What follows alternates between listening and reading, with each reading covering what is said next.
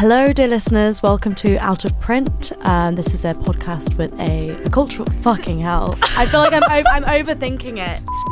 Hello and welcome to Out of Print. This is a cultural podcast with a literary twist, hosted by myself, Alice. Me, Emmeline. And myself, Sophie. And I have brought in this week's thesis. This episode is called It's Shite Being Scottish. But before, I don't know, for anyone who's watching the podcast, I am wearing a Scotland t-shirt. Of course, it's not shite being Scottish because Scotland is making it to the World Cup for the first time in 27 years. Woohoo. Thank you very much. I'm not sure if that means anything to you beautiful English ladies, but it's a big deal. I know for us it's in been Scotland. a while. I know it's been a while. Yeah. It's we're due our turn. Anyway, before I get into the weeds of stuff, how are you guys? Alice, you've been complaining about your back. Yeah, so basically I turned 26 a couple months ago in September, and since turning 26 I have pulled the exact same set of muscles in my lower back twice in the past 2 months. The first time I had my leg up, I was standing with my leg up on the toilet seat. Wait, what? And I was applying thrush cream. Oh, okay. And I just twisted slightly wrong and did my back in. And then this time, so last night, I decided spontaneously to reorganise my cupboards, namely my vast growing selection of yarn. And as I was putting one of the crates down full of yarn, I sneezed and it just did something. I don't know what, but I can't be this decrepit at 26. Like that is an OAP injury if ever I've heard one. It's really bad. Back injury through sneezing and yarn placement. You've got to make up some news stories as to how you get these injuries. Well, that and the thrush cream compared together creates quite a bit composite picture of Alice. Yeah, it's a good slice of Alice. But I don't get it though, because Alice will go out and get absolutely fucking destroyed, and then we'll go off to sex parties and stuff, and you always come back miraculously unscathed. Yeah, I'm never physically injured. And then you put your fucking back out by organising a yarn cupboard and putting cream on your fanny. It's just not. It's not right. It's not right. Talk about dialect. Yeah. This is. I don't know if we should include this in the pod, but I'm interested in. Did you have that lesson at school where they were like, what do you use? What word do you use to refer to female and male genitalia? Because that was the first time for me where I was like, oh, people say things very differently depending on what household they've been brought up in. You know what I hate? I hate front bum. Oh, yeah. Front bottom and back bottom. That happened in our house. Really? Yeah. It just, it's clinical, it's clean. Front bum. It's descriptive. But you don't get, you guys aren't a mucky house. And in my house, it's arse and fanny. and knob. Knob. Yeah. You were saying knob at the age of 5? No, I mean as an adult. No. Oh, okay. Like when you're a child. When you're in primary school. Oh, no, it'd be a willy. Yeah, a willy. Yeah. A willy's strong. Willie's strong. Okay. But I just remember learning loads of words that there was someone that called it a UU and someone will call it like granny, or they always have weird words. Or like fluff or flower, petal. There's quite a few that are flower. Yeah. No, we use front bum and back bum as children, and then I've graduated to fanny. It was as shocking to me as learning that some people put the cutlery in the dishwasher usage side up, and also that people face different directions in the shower. Those two things blew my mind. Which way do you face? I face towards the shower, the back of the shower. I rotate like a kebab. Yeah, if I'm washing my hair, yeah, then I'm all in. If I'm not washing my hair, then I'm facing it. But I do tend to sort of spin you around. move around. That's renegade. That's yeah.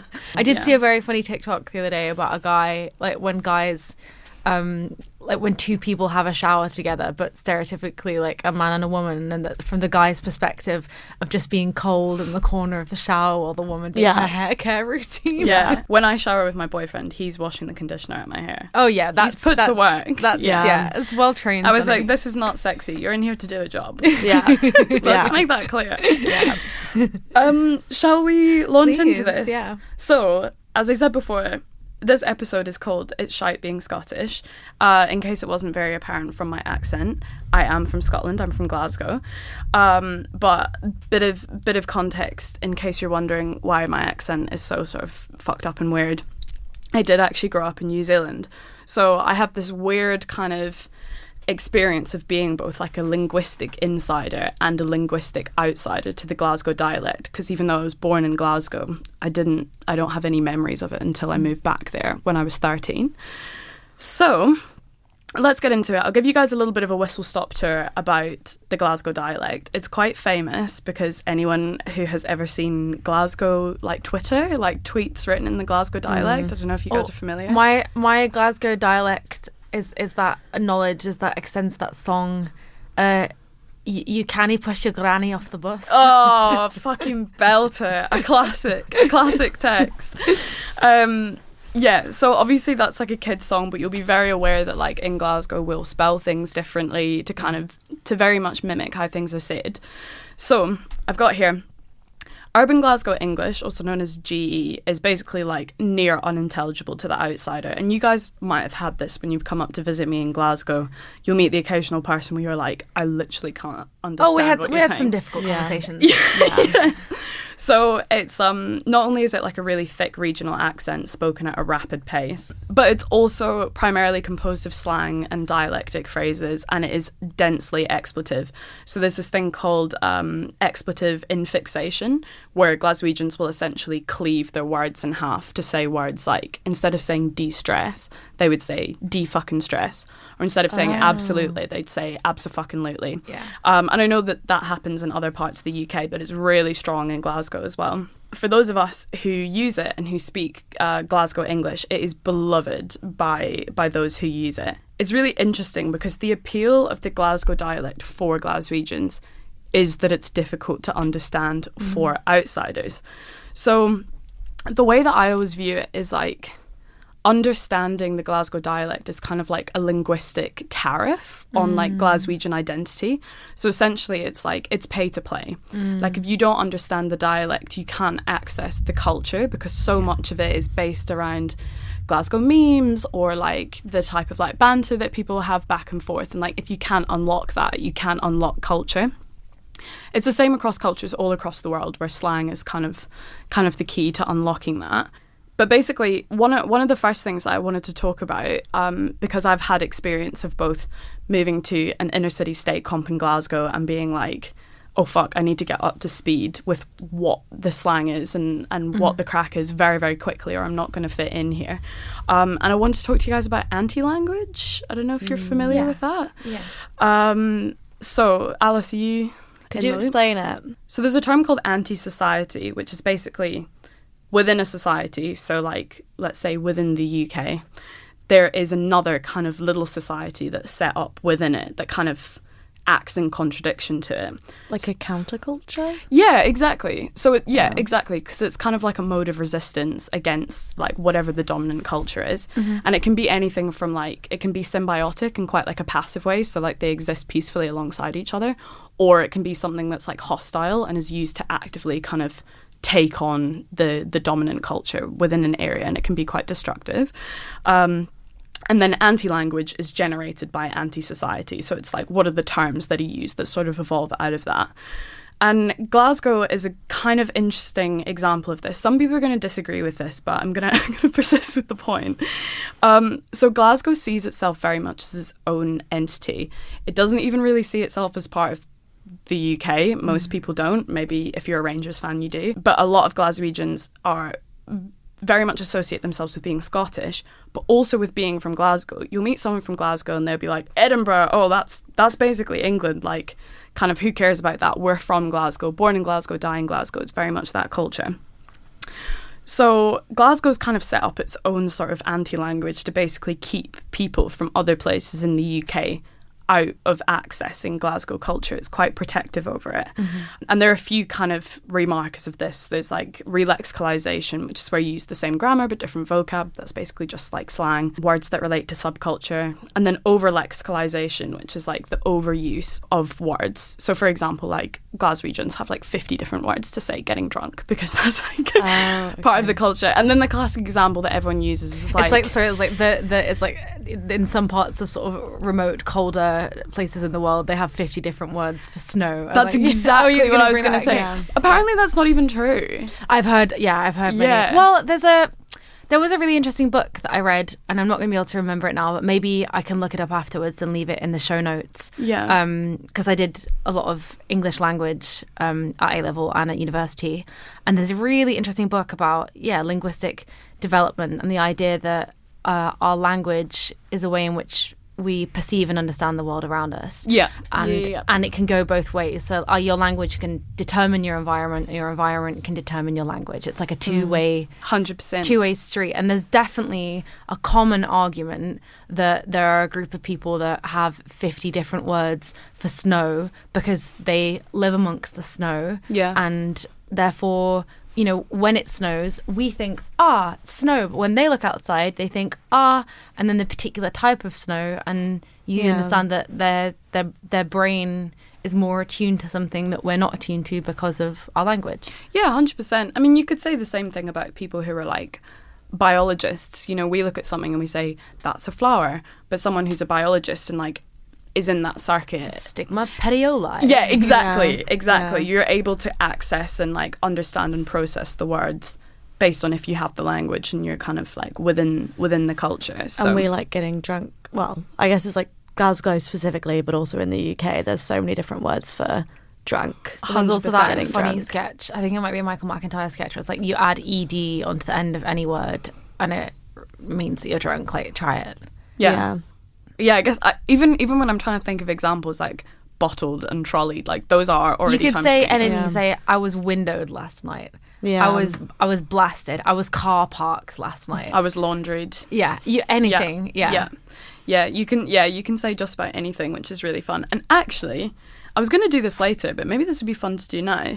Would you guys like to do a little test on some Glasgow slang? I'd love a test. Maybe I'll do you guys want to buzz in by saying your name, or do you want to choose a buzzer sound, or I think we should choose a buzzer sound. Yeah, buzzer sound. Okay, Alice, what's yours? Are we making it with our mouths? I think or your body. Okay, perfect. Emzo? I'm going whoa. Okay, nice. All right, and you can ask me to use it in a sentence like we're in a spelling bee. We're not allowed to do that. We are allowed to do that. You are allowed to do it. Square go. What's a square go? This is all Glaswegian dialect. This is a mixture of probably Glasgow dialect, which is a mixture of modern slang and Scots as well. Square go. Yep. Can you use it in a sentence? He asked me for a square go. It's a noun. For a square go. Yeah. He asked me for a square go. Square go. Ow. Emzo. I'm just going to guess that it's some kind of drink based on the conversation that we've been having. Alice. Gum. No, it's a fight. Oh, square. If you square up to someone. Yeah. I could have got that. But I remember being a kid and like in school, because when I moved to high school in Glasgow, I couldn't fucking understand what anyone was saying. And then people were having to be like, all right, Sophie, this is what a square go means, and having to like walk me through it. Whoa. Okay. We'll go rapid fire on these, right? What is the close? The close. The close, yeah. You might have to use it in a sentence for us. He met me in the close. Alice. I'm not sure this is a good idea, the buzzing. It's quite scary. It's really haunting. Okay. Is it the toilets? It's not. It's a stairwell. Oh. Yeah. Okay. Yeah. So in tenement houses, you have like communal stairwells. That's humming. I was like, oh my god, it's humming in there. Alice. Stinky. Yeah, good. Mad with it. Woo! Is that the same as where you can break it down to mad with it? Yeah, but it's almost always said mad with it or shortened to MWI. Yeah, yeah, that means like I've heard this so many times before. If you're mad with it, you're like, are you like hip to it? No, Like down with it. Nah, again, you're steaming. You're oh, mad you're with it. drunk. Okay, yeah. Okay. Bra. Whoa. Go on. Is that also a fight? It's like being bold. Oh. That's bra. Like, it's Oh, a bit bold, bra. not bold. Okay. Oh, I was like, bold. that's a Sorry. niche. I thought you meant that's a niche term. bold. Yeah. And I was like, Yeah. why are you bullying bald people in Glasgow? Yeah. We've only Bold. got that's just Bodie. We've only got a few more, but I'll keep running through No, it. it's great. I'm doing it. What is clatty? Whoa. Does that mean ugly? Clatty's dirty. What's a bam? Whoa. You didn't sound very sure on that one. Whoa. Yeah. Is it food related? No, a bam is like a wee guy who's just like going around like causing trouble. I love that. It's It's a the- bam. Yeah, or like that's bammy behaviour. It's someone who's like, just like pushing all the trolleys around, tipping over like bikes, stuff like that. Like childish. Alice, you're a bam. but it's Alice is about. You're a bam with your yarn. yeah, it's very like associated with kind of what are those things that people get like asbos? Okay, I take it back. You're not. Yeah, a bam. I was gonna say. I was gonna say Like, I'm that feels out of pocket. I'm not sure about that. Okay, so gex. This is a noun. Bleh.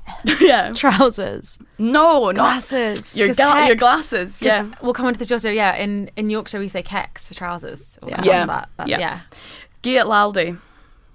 Yeah. Wow. It's when you Yeah. need to go to Aldi to get your shopping, right? I wish we had a time for that. No, it's giving it your all. Giving it a good shot. Gain it.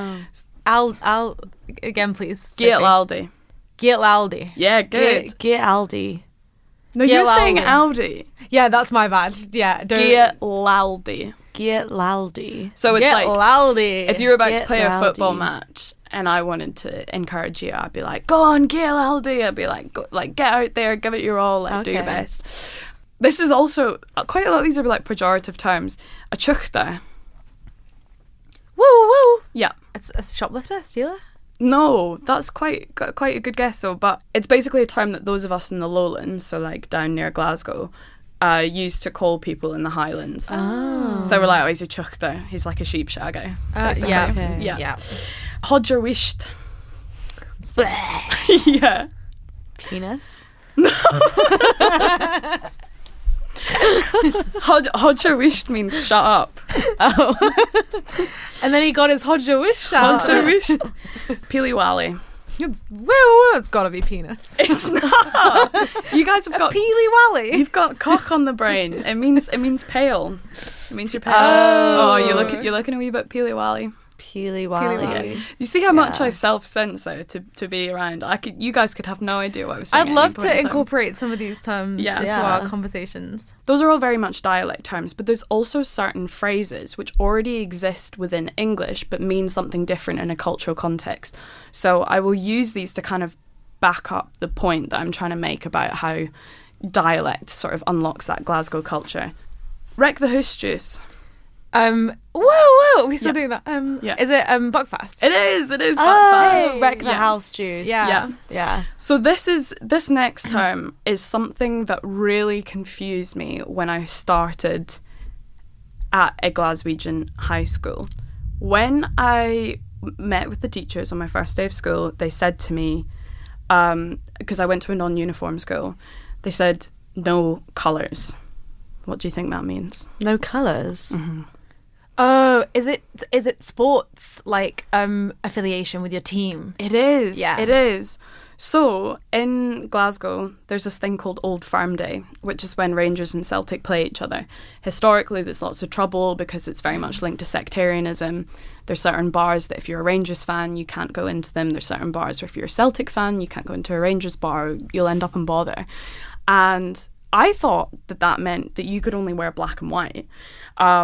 And then they meant, no, like you can't come in wearing a blue and red football strip for Rangers. You can't come in wearing green for Celtic. But I had no idea because football just wasn't really a thing in that way in New Zealand. Like, people aren't as tribal about their teams, or certainly not in a way that ends up in violence or can be dangerous. It's so linked to the cultural experience of not just living in Glasgow, but in the wider UK, where like football culture is so different to how it was back in New Zealand. And it's like, even if you arrive fluent in English, like I did, like New Zealand's an English-speaking country apart from Māori, you really show up and you're like, holy shit, I have so much that I have to get up to speed, or not really going to be able to communicate with anyone. I would also just like to specify, Glaswegians are so welcoming. We have a really great culture of integrating refugees, but again, it's very much like you need to get down with the lingo. Once you familiarise yourself with the dialect, the door to Glaswegian culture really swings open. So you enter a world of extremes where everything is like top class or fucking pish. And everyone's either absolutely buzzing or totally raging. Like, you're never like, if someone's like, how are you? You're never like, I'm fine. Yeah. You're either like, I'm fucking amazing. Yeah. Or you're like, this is literally the worst day of my life. Yeah. And you memorise key chants such as, here we fucking go. And you learn that like a concert never truly starts until people have yelled it until your voices are hoarse. And you recognise cultural movements like tap-saff, where one removes one's shirt, most often for warm weather, but sometimes Take for your taps off for reasons of antagonism. And you could be Peely Wally. I could be Peely Wally. Get a bit taps pale. off your Peely Wally underneath. And then I've got here, talk about the word specky. So it's important anthropological phenomena unique to Glasgow. So if you call someone specky, it's one of the last places in the world where it's still a legitimate insult. And you don't actually have to wear glasses to be considered specky. You can just have a sort of specky aura. Anyway, I've been talking a lot about Glasgow. Let's talk about where you guys are from, your favourite slang. Well, actually, I sort of resonated with a lot of the stuff that you were saying, because whether you can detect it from my voice or not, I'm from Yorkshire, West Yorkshire specifically, Huddersfield, up the hood. And I grew up with actually a really strong Yorkshire accent, which I don't have very much anymore. It mainly comes out when I like read things sometimes. Which is interesting. And I particularly had grandparents who have lived in the village their whole lives, the village of Marsden in West Yorkshire, and are very sort of lexically representative of that area. Their dialect, their tone of voice is just super Yorkshire. Yeah. And a lot of the people I know, and it's a way of communicating with people, because like you said, it's a way of someone saying to someone else, I understand you, I'm from where you're from, this is a sort of special thing that we share. We're in a community and we have this together. Community. So in Yorkshire, there are just, not as well as certain words, there are certain sort of grammatical constructions and linguistic constructions that you use to describe your day-to-day life. So instead of going to the shops, you're going to shops. Going to shops. Anything and nothing, no. Yeah. A lot of these things you'll be familiar with. But then there's a lot of like really old Yorkshire that's specifically in place. Like my grandma calls sweets sprogs. Well, sprogs are kids, no? In Yorkshire. Interesting. See, this is the thing, because there are a lot of things like, we just talk about kecks being trousers. So get your kecks on, my granddad would say. Not that I was walking around without trousers half the time. But like, that's also an expression that means like, get your kecks on, like as in we're leaving the house, get ready to go, get your kecks on. Yeah. Sprogs, sweets. But some of these words will mean particularly different things to like particularly different communities, even regionally within the UK. Yeah. So, if someone is listening globally, hi, welcome. What a phenomena. The UK, it's so expansive, even though we're sort of geographically smaller than other countries. Depending on which side of the border you're on, you can call the same bread loaf a different thing. Is it a bun? Is it a bap? Is it a scone? Butty. Is it a scone? Is it a butty? Like and it's so related to class as well. Like even within Glasgow, have you heard of the Glasgow uni accent? Glasgow uni. Yeah. So I unfortunately probably have a Glasgow uni accent, which is basically a way of saying you grew up in Glasgow but you sound like a bit of a wanker, which I have from growing up in New Zealand, not because I'm posh, I'd like to say. Anyway, basically like even within Glasgow, if you don't have the really like hardcore Glasgow accent, which is very much associated with like traditional Glasgow culture, like quite industrial, probably like working out on the shipyards and stuff like that.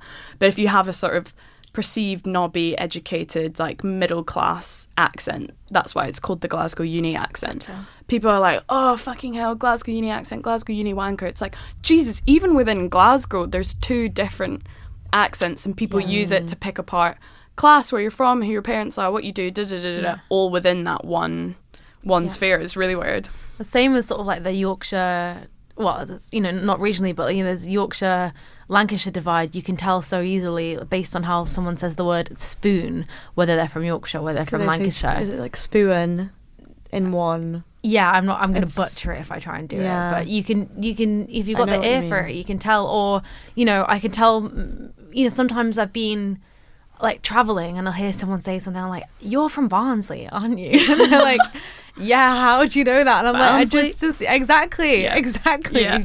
You just got a sense for it. Yeah. What about you, Alice? I feel like it's similar to where like I had a much stronger accent growing up and then lost it specifically at uni. Yeah. I sort of abandoned it.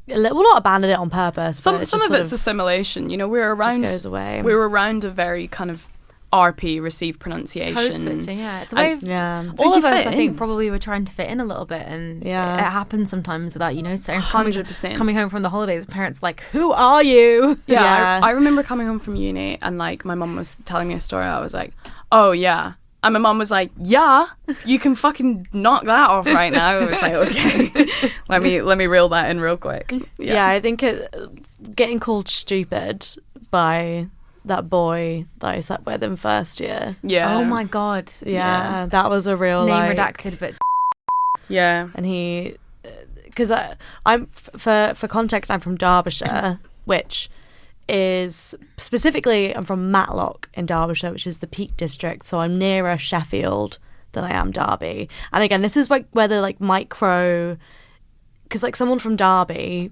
won't sound the same as someone from Matlock, even though they're in the same county. Yeah. But because of where I'm from, because the peaks are really more associated with Yorkshire and with Manchester, and where I live is just at the bottom of the Peak District. So I'm very much on the border between the Midlands and the North. Yeah. So when I started uni, I thought, oh, well, we're in the South, so if I say I'm from the North, You were doubling down on being from the North. no one's gonna pick me up on it. But then you met me, and I was like, girl, you're not from the North. yeah, and also my two housemates, who are the two boys I was living with, like one's from Lancashire. Lancashire. One's from Lancaster and the other's from Like Cheshire. some cheese, Gromit. Which, to be fair, being from Cheshire, I always thought that was cheeky because Cheshire and Derbyshire are on the same anyway. But yeah, I quickly was like, oh, actually, no, I'm not from the North. But then, like, the East Midlands has nothing going on. Like, you don't want to be from the Midlands. Sorry to any Midlanders listening to this. And I am a Midlander, so I'm saying it from experience. But, like, yeah, like, West Midlands, Birmingham, Brummie accent. You've got Bakewell tart. We've got Bakewell tart. Bakewell pudding. / Bakewell pudding. Only people from the North... Bakewell pudding's maybe the only thing that comes from Derbyshire. Have you ever had a Bakewell pudding? I've had a Bakewell tart. Yeah, that's slightly different. But, like, basically that originated in Derbyshire. Yeah. But it's such, like, a... And, like, the accent is very much, like, basically... From the town I was born and raised in, similar to a Sheffield, South Yorkshire accent. So, not West Yorkshire, South Yorkshire. But it's a lot of similar things. Like, I think instead of, like, out, it's out and no. Yeah. And, like, rate for really, summit for something. Yeah. You rate... A up duck. Yeah, you read A up duck. That's Yeah. very A up Yorkshire duck's as well. Those kind of- yeah. So it's a lot of it's just like trickle Transference. down. Yeah. And I can totally get why you'd be like, well, I feel like I'm from the North because we share so much like slang and like ways of talking, like you said, with people from Yorkshire, and it's like it's very much cultural and to do with linguistic things that you share, which is probably why there's so much crossover between Scottish culture and Irish culture. You know, we're saying, what's the crack? He's an Egypt. You know, that kind of thing. But one of the things that I always get sad about is because of things like TikTok, and it's so easy for people to make videos, get their point out quickly, reach other people, and then receive content from all over the world. While that's an incredible thing, what it does is it's creating this kind of like global, like linguistic globalization, where we are starting to lose dialect, and it's really important because it is just the key to your cities. And that's one thing that I always feel kind of worried about. It's like, how do you preserve dialect without being a sort of like reform voter and being really right wing? Yeah, without gatekeeping it. Exactly, because I know how it feels to be shut out as someone who like was an immigrant to the country. But once I was inside it and could get it and was part of the culture and then was welcomed with open arms, I was like, oh man, this is really important. I understand why there's this kind of like language and what it means to be like within a culture. But what I wanted to talk about was when slang comes in, so from other places. And this I think is absolutely awesome. So I don't know if you know anything about how much like the French language is changing. It's changing now. All my knowledge of that is to do with debates around like gendered language and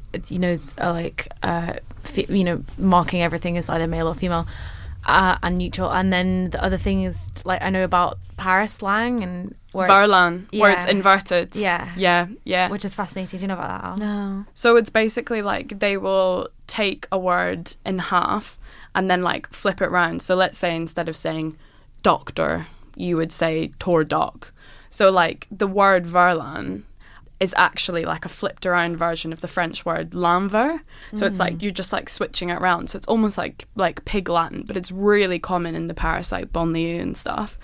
And that's what's really cool is like the French language is something that's so protected because it's historic and it's considered romantic and it's beautiful. But what is really cool is with like Arabic migration into France and with French dialects, for example, in like the Ivory Coast and stuff, French is changing and it's being fused with Arabic, and that's now coming back into mainland France itself. So, for example, like in French, you'll hear wesh a lot, which is like what's up. Kiffe is to love something. Again, that's got like an Arabic root as well.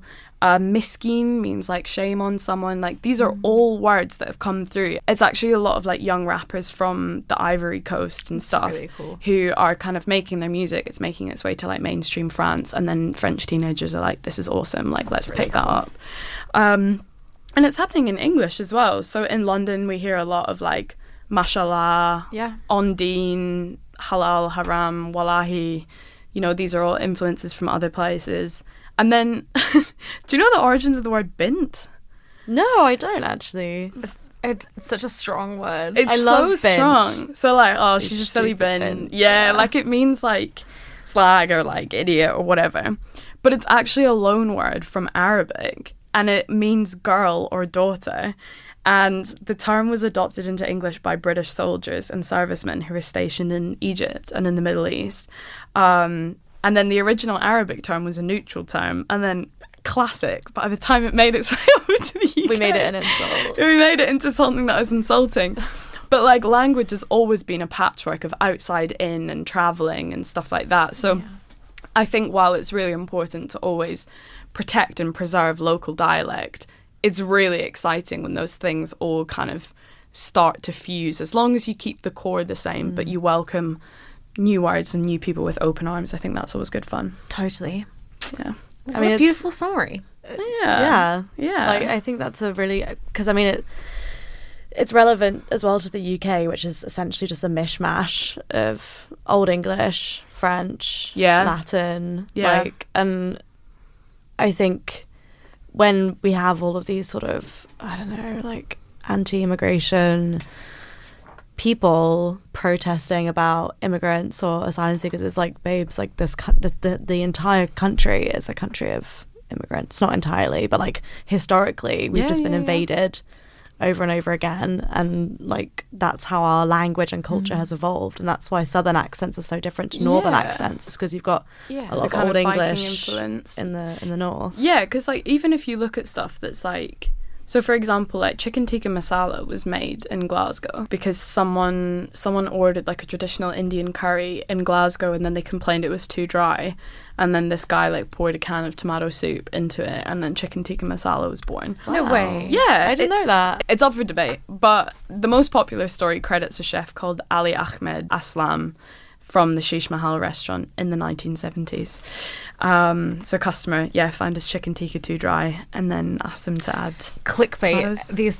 These three women think that the chicken tikka masala was made in Glasgow. I'm sure it was. But also, like, you know, That's like cool. even things that we associate with being like quintessentially British. So, for example, like fish and chips and ice cream, like that's come from Italy. Like there's a reason that there's so many Glaswegians with the last name Capaldi and Nardini and stuff like that. Yeah. Lewis Capaldi, famous Scot, Yeah. Italian last name. Peter Yeah. Capaldi. Pizza Capaldi. Yeah. Any other Capaldis? No, I don't know any other Capaldis. No, those are two of the biggest ones. Those are two hard hitting Capaldis I can think Capaldis. Yeah. I was just gonna say, like, I feel like I've done a lot of talking. I don't know if you guys have any other points that you wanted to hit about slang or dialect or how things are changing. My main takeaway Yeah. from the episode, which super interesting because I didn't know a lot about the kind of like anti-language and anti-society and how slang, where it comes from and why it's important. But I think crucially what you've hit really well is the fact that it's about finding a way of belonging and finding a way of community. And when you're on holiday and someone says, "Are you from Barnsley?" Yeah. And I get it sometimes. Someone's like, people often they'll ask if I'm from Yorkshire because Derbyshire. Who's from Derbyshire? Yeah. But like it's like a lovely way to connect with other people and to feel like you're at home. And I think at uni I definitely took a lot of comfort in having people around me in a university that's very dominated by people from the southeast. No offense to people from the southeast with RP accents. I think having like a group of people with Welsh accents, Scottish accents, Lancashire, Cheshire, Yorkshire, it's really also nice. a bit of a miracle that, I mean, we all came up through sort of either the North or the Midlands or Scotland, and we all, you know, came up through state schools and stuff, and to be in Oxford, which can be quite an intimidating and unified environment in terms of the type of person that is there. Obviously, you know, we're all very similar in quite a lot of senses, but to bring a bit of like, at the very least, linguistic diversity into that environment, it's cool and something that, I know, it's really nice that we have that and had that experience. Definitely. If I'd had a better sense of myself at 18, obviously it's very easy for me to say this at 26 now, I wish I'd held on to my accent a little bit more as a form of resistance based on what we're talking about, because you almost have your own teeny tiny anti-language within that very elite institution of RP accents and crazy education and stuff. But almost all of us assimilated, tried to drop parts of our accent, tried to kind of fit in, but I'm really proud of it now. Even though I don't have much of an accent, I wish I had more of an accent. I think you have an accent. Yeah, you guys do. People in Glasgow don't think I have an accent. I had someone ask me the other day if I was South African, and I was like, I'm not. Like, that'll be the Kiwi. Yeah, I think it's because I clip my vowels. Yeah. So like even the way I say like South Africa probably sounds a little bit. Yeah.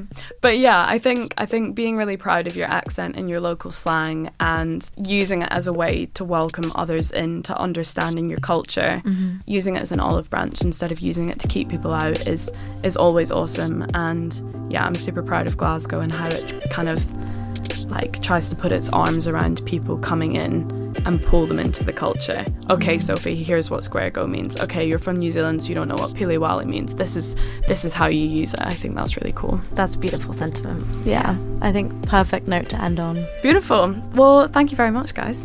Let's go get insert word for, what's the word for smashed? Mad with it? Let's go get mad with it. Bluted? Bluted, very good. There we go. That's Great. all I've learned today. Thanks so much, guys. Cheers. Thank you.